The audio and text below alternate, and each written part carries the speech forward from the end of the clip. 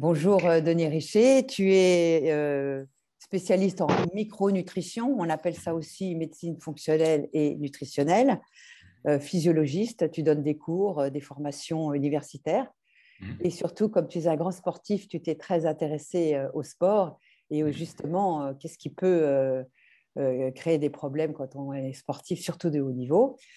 Et je voulais t'interroger parce que pour moi, tu fais partie des grands spécialistes comme le professeur Vincent Castronovo, hein. Il y a Maurice Bessoudeau qui commence à faire aussi ses formations. Et toi, bien sûr, tu as commencé avec le laboratoire Pilège, je crois. Maintenant, je suis autonome et je vais avoir mes propres formations aussi. Ouais. Voilà. Et le microbiote n'a plus de secret pour toi puisque tu es parmi les premières personnes à t'intéresser aux probiotiques. Et là, je voulais t'interviewer sur les régimes, mais surtout les régimes que les gens adoptent en mode de vie. Et on va essayer de comprendre si ce mode de vie est délétère ou intéressant. Alors, on va peut-être, est-ce que ça t'ennuie qu'on commence par ce fameux régime cétogène? Non, non, non, non. Et je voudrais déjà mettre une introduction un petit peu plus globale, à savoir que le monde dans lequel on évolue aujourd'hui, avec les incertitudes qui l'accompagnent, est générateur de stress, puisque le stress, c'est ce qui est nouveau, ce qui est imprévisible, ce qui échappe à notre contrôle principalement. Il y en a beaucoup en ce moment, hein. Et face au stress, il y a beaucoup de stratégies qui consistent à mettre en œuvre ce que l'évolution nous a transmis, c'est-à-dire le fonctionnement d'une structure qui s'appelle le limbique, qui cherche des solutions toutes faites, rapides, qui sont de manger de telle manière, de se vacciner, de respecter des règles qui donnent finalement, qui permettent au groupe de survivre. Hein. Imaginons si à l'époque du paléo, tout le monde n'était pas d'accord sur le chemin à suivre, qu'il y en avait un qui partait dans une direction avec la viande, l'autre qui partait dans une autre direction avec les silex, et un autre qui allait dans une autre direction avec les femmes et les enfants, personne n'aurait survécu. Donc, à un moment donné, il y a nécessité qu'il y ait une cohésion autour d'un projet commun. Et au-delà de ça, quand ce limbique n'est pas suffisamment qu'on est persuasif, il y a même une autre mode d'intervention qui est le paléolimbique, qui fait appel à l'autorité, à la règle et quelque part, quand un savant disait, quand un chef disait on va traverser ici et pas ailleurs, il n'y avait pas un guerrier marseillais à cheveux blonds qui venait dire moi je suis pas d'accord pour qu'on passe là, je peux vous faire un pont. C'est-à-dire que la plupart de ces régimes qui sont des espèces de réponses limbiques sont d'abord et avant tout à percevoir comme des stratégies collectives de gestion du stress face à une alimentation qui n'est plus rassurante en raison des problèmes de santé, en raison de la pollution, en raison d'éventuels antigènes, en raison de l'appauvrissement des sols, qui ont des répercussions sur tout ça. Et donc, on doit avoir un regard sociologique et anthropologique sur ces stratégies alimentaires qui sont finalement le qui-habille de la nutrition, c'est-à-dire qu'on espère que ça va habiller tout le monde, mais ça ne va bien à personne finalement. Oui, parce que donc, notre génome n'a pas changé depuis 70 000 ans, d'après ce que j'ai compris. Non, mais par contre, l'épigénèse, c'est l'adaptation permanente aux stratégies environnementales. Ce qui a beaucoup changé, c'est la perception du danger pour la société. C'est-à-dire que à l'époque du paléo, les prédateurs faisaient qu'on avait peut-être une chance sur deux d'arriver à 50 ans. Aujourd'hui, on a 50 personnes sur 100 000 qui sont asymptomatiques face à un virus dont on nous dit qu'il peut tuer tout le monde. C'est-à-dire qu'on a une philosophie de société où on croit entre guillemets en la science comme étant vectrice d'un espoir de vie immortelle.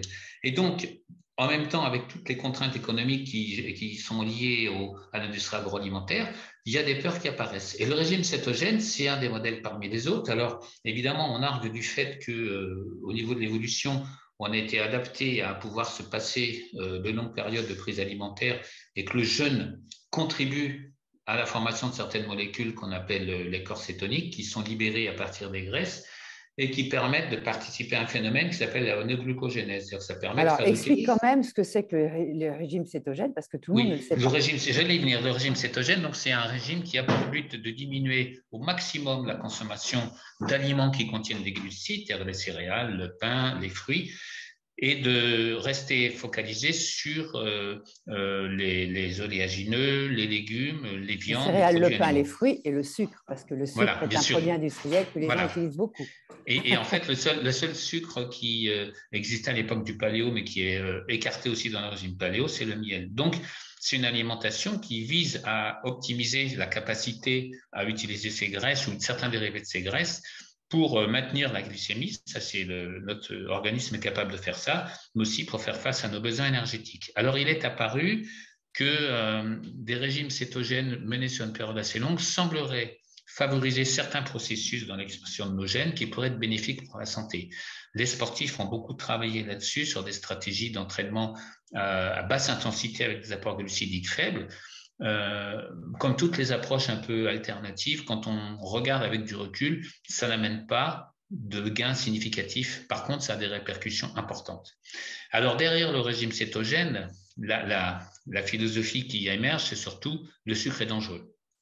Alors, le sucre est dangereux en considérant que la pomme ou le sucre raffiné ou le soda ont le même impact sur notre santé. Et moi, je dis souvent aux gens, une pomme, c'est pas du sucre. Si vous mettez une pomme dans votre café pour le sucrer le matin, vous risquez d'avoir une grosse tache sur votre nappe. C'est-à-dire que c'est pas du sucre. Mais on a une vision limbique des aliments où on restreint ce que contient un aliment à un seul élément. Quand on dit un fruit, c'est du sucre. Quand on dit un produit laitier, c'est du calcium. On focalise sur l'élément, on va dire, le plus particulier ou le plus représentatif de cet aliment-là. Mais quand on parle d'un fruit, il y a au moins une centaine de molécules différentes. Donc, c'est faux de dire que c'est du sucre. Et en fait, le problème du sucre, c'est d'abord avant tout le problème de l'insuline. À savoir qu'il y a une augmentation des problèmes de diabète depuis une quarantaine d'années, avec une consommation de sucre raffiné qui, à l'échelle individuelle, est globalement stable depuis 20 ans. En France, quand on voit les statistiques, la consommation de sucre par individu n'a pas augmenté, les problèmes de diabète continuent d'évoluer. Et ce qui est en jeu derrière ça, c'est clairement la question du dialogue entre le microbiote et le pancréas, qui c'est un petit peu un dialogue de sourds. C'est comme si les pro-vax et les anti-vax se réunissaient dans une pièce, personne s'entend. Et en écartant les glucides, on pense qu'on va régler le problème de l'insuline, mais on va juste éviter de la faire travailler. Ça a des répercussions éventuelles avec une certaine acidose.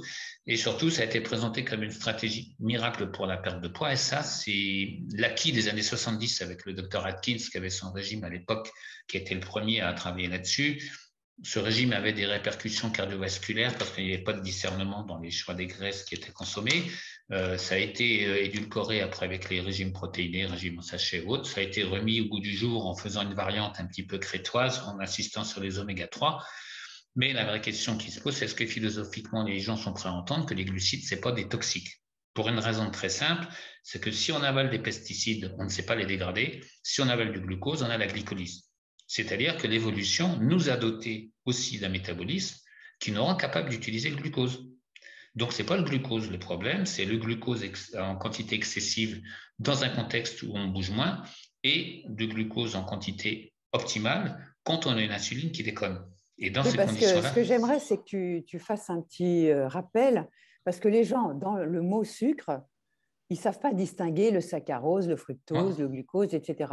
Or, l'industrie se sert de cette ignorance pour dire que le cerveau a besoin de sucre. Est-ce que tu peux un petit peu détailler? Oui, le cerveau a besoin… Alors, les glucides, en fait, c'est une catégorie de molécules qui englobe ce qu'on appelle les monosaccharides ou disaccharides, des molécules simples. T'approches pas trop parce qu'on te voit un trop gros plan. Comme le fructose, comme le glucose, par exemple, ou le lactose, qui arrivent rapidement dans le sang et qui peuvent, dans le cas du glucose, provoquer des changements importants de la glycémie et des hormones.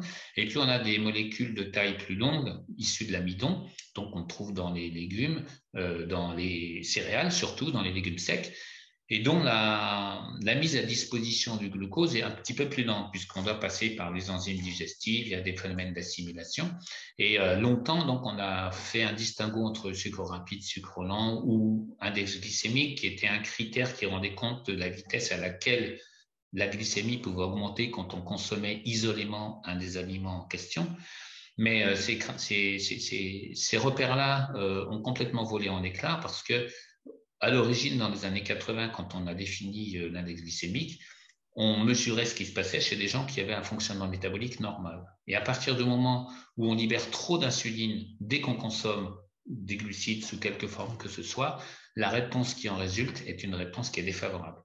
Donc, ce qu'on observe aujourd'hui avec l'augmentation des problèmes de diabète ou de sensibilité à l'insuline, c'est que la cause est extérieure à l'alimentation. Et on sait par exemple que le pays au monde où le diabète évolue le plus vite, c'est le Brésil. Ce n'est pas parce que les gens consomment plus de soda, c'est parce que 50% des femmes accouchent par césarienne et que ça a des répercussions sur le dialogue ultérieur qui existera entre le microbiote et le pancréas et donc la réponse au il y a sucre. les deux quand même. Il y a l'aspect de la naissance, mais quand même, ils boivent beaucoup de soda, ils mangent très sucré là-bas, j'y suis allée. Oui, mais pas plus que dans d'autres pays où ça évolue moins vite. Et c'est-à-dire que, ce que je veux dire, évidemment, tu as raison, mais ça ne se résume pas à des erreurs alimentaires. Et au-delà de ça, qu'est-ce qui fait que les gens mangent sucré? C'est-à-dire qu'on a l'impression que c'est uniquement l'intervention de la volonté ou de la détermination ou de la culture ou de la connaissance. Or, nos choix alimentaires peuvent être influencés par ce qui se passe dans notre intestin. C'est-à-dire qu'il y a la double peine. Il y a la perturbation de l'insuline liée au déséquilibre du microbiote, d'une part, mais il y a l'altération des choix alimentaires qui est également sous l'influence du microbiote. Quand on voit aujourd'hui qu'il y a des gamins qui aiment quasi aucun fruit, aucun légume, qui ont un dégoût authentique, tout se passe comme si le logiciel du comportement alimentaire avait été mal implanté. Tu achètes ton ordi et qu'il y a des trucs qui déconnent dès que tu le mets en marche. Et ça peut se rétablir, ça? Eh ben, moi, je travaille beaucoup sur ces questions-là, justement, en travaillant sur la modulation de la flore intestinale, mais aussi, c'est des situations qui sont extrêmement anxiogènes, parce que des gamins qui n'aiment aucun fruit, aucun légume, qui se retrouvent à la cantine, qui se retrouvent en permanence pointés du doigt, qui savent pertinemment que leur mode d'alimentation n'est pas bon pour leur santé, mais qui ne peuvent pas faire autrement, l'alimentation pourrait être une torture. Passer à table est une torture. Et il y a donc tout un travail de formulation. Moi, quand je reçois des gamins qui ont ce genre de problème, je leur dis, bon, imaginons que ton cerveau soit un ordinateur. Comment tu trouves que le programme de ton comportement alimentaire fonctionne? Et là, les gamins souvent disent, oh là, mais il y a un virus informatique là-dedans. Oui, tout à fait. Et où est-ce qu'il se trouve, ce virus informatique, à ton avis? Ah ben, je ne sais pas. Ben, il est dans l'intestin. Et donc, on reste dans une construction beaucoup plus bienveillante et beaucoup plus, on va dire, humaniste que de dire aux gens, arrêtez de manger du sucre. On a des espèces d'injonctions, des injonctions permanentes. C'est du limbique. C'est même du paléolimbique, c'est-à-dire c'est l'autoritarisme. Puisqu'on ne sait pas ce qui fait que les gens mangent comme ils mangent, on va les punir de manger comme ils mangent.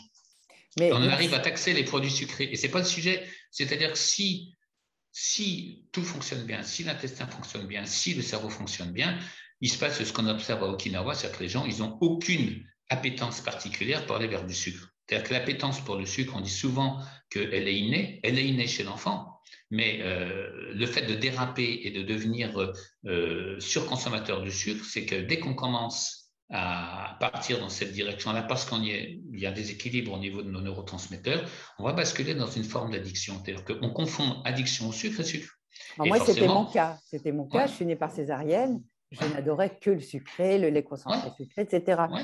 J'ai mis beaucoup de temps parce que normalement, la flore commensale, la flore de naissance, on ne peut pas la changer.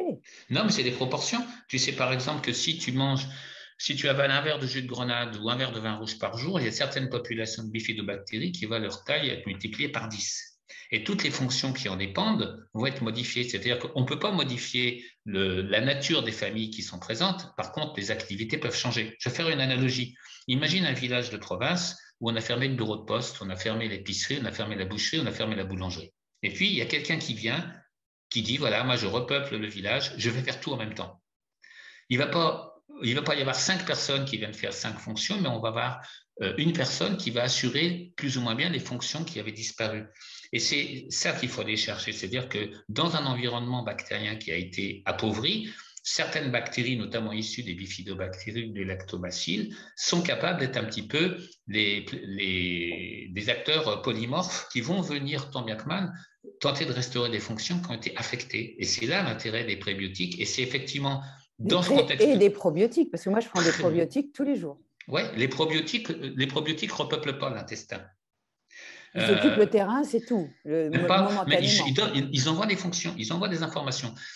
Dans le meilleur des cas, les compléments probiotiques amènent 10 puissance 10 bactéries. Dans l'intestin, on en a 10 puissance 14. Donc, c'est 1 pour 10 000. Donc, imagine, tu as un village de 10 000 habitants, par exemple, Argelès-sur-Mer. Il y a une personne qui arrive à Argelès et dit « Je vais repeupler Argelès ». On va lui dire quoi?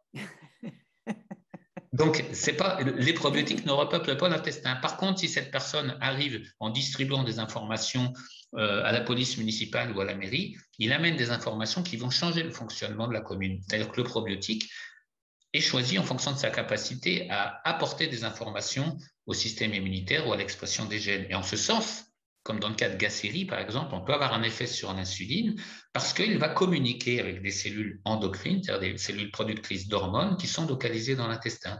En quelque sorte, le probiotique met un courrier dans la boîte aux lettres de cellules qui jouent des rôles importants pour nos organismes. Okay, donc, pour en revenir au régime cétogène, évidemment, il a pour objectif d'écarter les glucides au maximum pour éviter les prises de poids anarchiques liées au dérèglement de l'insuline, mais ça ne solutionne pas forcément le problème de l'insuline. Alors, comment tu le résous avec le cétogène? Parce que le cétogène, il faut avoir un bon foie aussi. Parce que si tu as un foie gras, parce que tu as mangé beaucoup de fruits et de fructose, parce que le fructose est encore un fruit bizarre. Le foie gras, c'est pas. Disons qu'il y a des études expérimentales qui montrent que le fructose peut favoriser le foie gras, mais la première cause de la stéatose, le foie gras, c'est d'abord et avant tout les dérèglements de flore intestinale avec le passage des endotoxines. Les endotoxines, c'est des fragments de bactéries qui peuvent contribuer à l'insuffisance rénale, à l'insuffisance hépatique, au terrain auto-immun. Pour moi, c'est 10 fois plus important que la responsabilité du sucre. Sauf que pointer le problème du sucre et le régler en supprimant le sucre, c'est une réponse limbique binaire finalement, qui est beaucoup plus facile à appliquer que de s'interroger sur les raisons pour lesquelles 90% de la population de moins de 40 ans aujourd'hui a des flores déséquilibrées. Parce que finalement, quand on demande aux gens de manger moins de sucre, la responsabilité de l'amélioration de la santé repose sur la responsabilité. Ça repose sur la responsabilité exclusive de la personne à qui on s'adresse, manger moins de sucre. Alors que si on s'interroge sur l'appauvrissement de la flore de la population, ça oblige à interroger les décideurs qui ont pris des décisions politiques depuis une quarantaine d'années, qui ont abouti à la situation sanitaire dans laquelle on se trouve. Mais la tribu, pour survivre, va préférer donner des directives à chacun des guerriers en le rendant responsable d'une situation dont il est victime, plutôt que de dire, mais si on cessait les antibiothérapies transgénérationnelles, si on cessait... Mais ça oblige finalement à changer l'histoire collective qui fait survivre la population. Aujourd'hui, c'est beaucoup plus simple de pointer un virus et de faire un vaccin que de dire aux gens, ce qui se passe, c'est la conséquence de ce qu'on fait depuis une quarantaine d'années, il faut changer le logiciel de la société, la marche est beaucoup trop haute, donc on a des réponses limbiques. Et typiquement, le régime cétogène, dans un environnement où on a des fruits, où on a des céréales, où on a des populations végétariennes qui se sont nourries avec ces aliments-là en ayant une santé optimale, il y a quand même une opposition, voire un paradoxe. C'est-à-dire que c'est un régime qui amène à écarter certains groupes d'aliments qui, dans des conditions optimales, sont plutôt bénéfiques pour la santé. Donc, le régime cétogène, pour moi, peut avoir un objectif thérapeutique ponctuel, mais ce n'est certainement pas un mode de vie qui a du sens. Mais on le conseille beaucoup dans les cancers. Qu'est-ce que tu en penses? Alors, on le conseille dans les cancers parce que ça permet de limiter l'influence de l'insuline, qui est l'insuline, c'est une hormone c'est un petit peu un engrais. C'est-à-dire que le problème du cancer, c'est que si on a un hyperinsulinisme, si on libère trop d'insuline en présence d'une quantité donnée de glucose, cette insuline va exercer des effets prolifératifs qui pourraient être défavorables. Mais c'est une vision parcellaire des choses. Puisque quand une tumeur commence à progresser, à un moment donné, il y a un acteur qui doit rentrer en jeu et dire « ça ne me va pas du tout, on va arrêter ça », c'est le système immunitaire. Ah oui. Et donc, quelqu'un qui mange sainement, qui mange bio, qui fait un régime cétogène, peut faire un cancer bio-cétogène. C'est-à-dire que le malentendu, je dirais même l'escroquerie intellectuelle, consiste encore une fois à considérer que tout est lié à des erreurs alimentaires, alors que la fragilisation du système immunitaire de beaucoup de personnes aujourd'hui est liée à la fois à la mauvaise implantation du microbiote, puisque les réponses immunitaires sont dépendantes de notre flore, d'une part, mais aussi aux effets délétères du stress sur le système immunitaire. Et enfin, il y a certains déficits qui ont des conséquences sur le bon déroulement de la réponse immunitaire, zinc, sélénium, fer par exemple, et ces déficits sont eux-mêmes la conséquence de l'appauvrissement de toute la chaîne alimentaire. Donc, c'est une réponse un peu simpliste. En plus, certes, la cellule cancéreuse utilise beaucoup de glucose pour fonctionner, mais c'est comme un coureur de 800, c'est-à-dire que son métabolisme est le métabolisme d'une cellule cancéreuse. Et il y a des moyens beaucoup plus performants d'entraver la prolifération et l'activité de ces cellules, notamment par des stratégies d'immunomodulation, voire par la mycothérapie, puisque là, on a des ingrédients qu'on trouve dans certains champignons qui sont capables de bloquer les enzymes qui permettent aux tumeurs de proliférer. Et pour moi, c'est beaucoup plus intéressant que d'affaiblir en glucides un organisme qui en a quand même besoin pour fabriquer, par exemple, le coenzyme Q10, qui est une molécule protectrice, pour maintenir les protections antioxydantes, puisqu'il y a un stress oxydatif qui est associé au cancer. Donc, comme tous les nutriments, il y a des avantages et des inconvénients. Et le régime cétogène, quand on regarde la littérature, l'évaluation à moyen terme et à long terme n'a pas été faite. Alors que le bénéfice du curcuma, le bénéfice de la mycothérapie, par exemple, est clairement établi, quel que soit le type de cancer concerné d'ailleurs. Et en mycothérapie, tu conseilles lesquels? Ceux de Donatini, ceux de Non. Ifastera Il y a un labo qui est extrêmement performant, c'est les Espagnols. Ifas de Terra, Ifastera, c'est oui. très très bien. C'est Oui, très très d'accord. bien. Oui, non, mais je les ai essayés aussi. Ils ont des belles synergies. Ouais.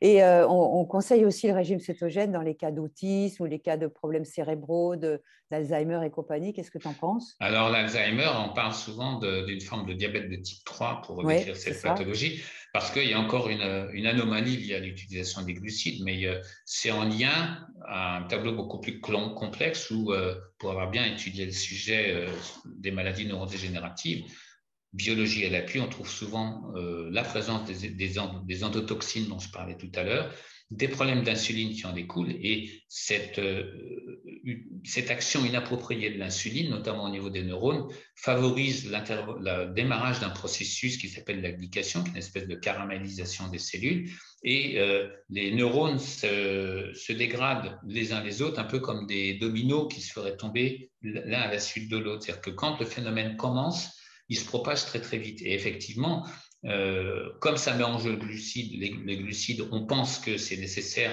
de restreindre l'apport en glucose dans ces conditions-là.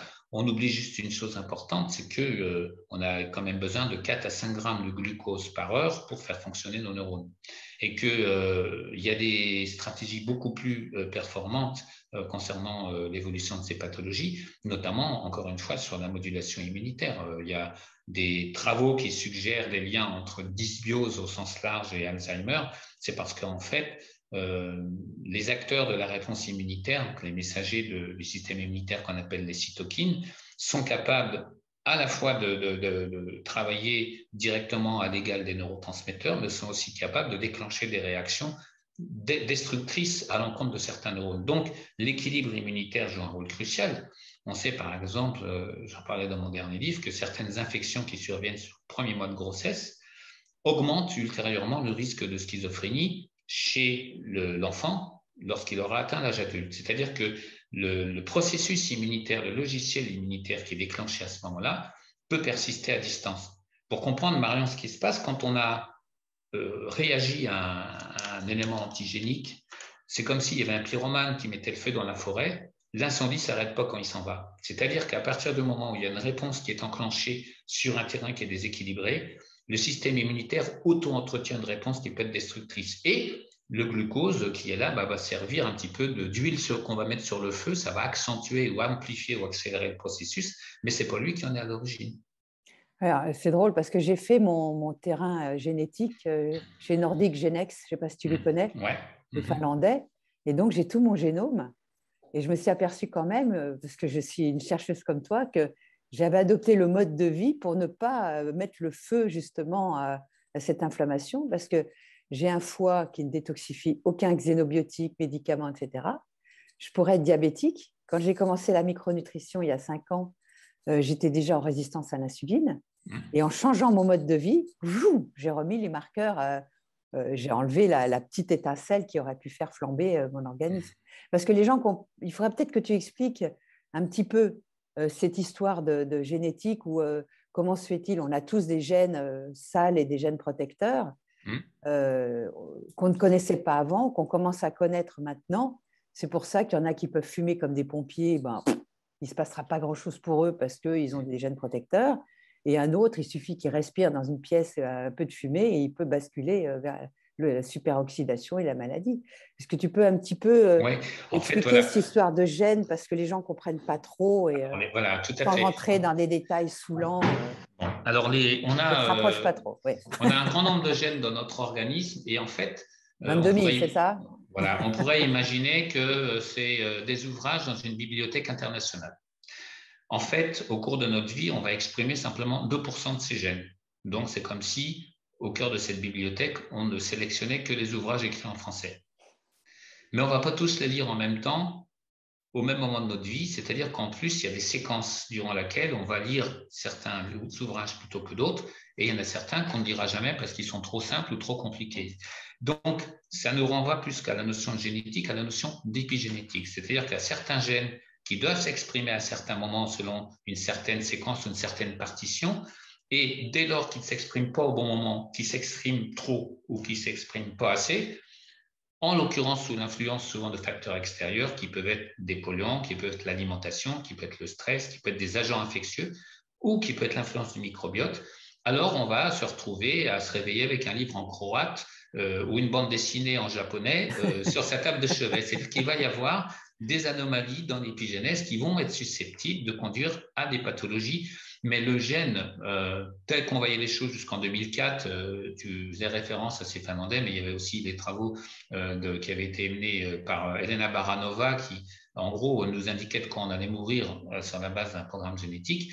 On peut avoir une prédisposition génétique sans déclencher la pathologie. Tous les gens, par exemple, qui ont un profil génétique qui prédispose à une maladie auto-immune ne naissent pas avec la maladie auto-immune. C'est-à-dire qu'il y a des événements qui vont réveiller l'expression de ces gènes et c'est pour moi beaucoup plus déterminant de travailler sur cette épigénèse et c'est beaucoup plus rassurant puisqu'on n'a pas une espèce d'épée de Damoclès sur la tête. Et alors, se rajoute à cela le fait qu'on a 100 fois plus de gènes bactériens que de gènes dans nos cellules et que l'influence de ces gènes bactériens s'exprime à travers le déroulement de certaines fonctions qui vont un petit peu coordonner ce qui se passe au niveau de nos propres gènes. Aujourd'hui, on est capable d'identifier les gènes bactériens, on est capable d'identifier nos gènes. Donc, on a deux jeux différents, mais on n'a pas forcément le mode d'emploi ni la stratégie. C'est-à-dire, comment tout ça se passe? On est beaucoup dans l'intuition.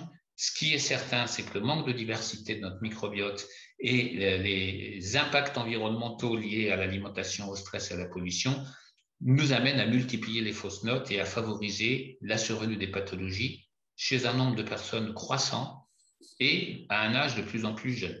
C'est ça, oui. Donc, des gènes sales, dirty genes, peuvent s'exprimer ou non en fonction de notre mode de vie. Et donc, c'est pour ça qu'on en parle aujourd'hui, pour mieux comprendre quel type d'alimentation adopter, mais ça, on le dira après. Donc, pour le cétogène, on est d'accord que c'est juste un petit moment de vie s'ils veulent l'expérimenter, mais certainement pas un mode de vie à long terme.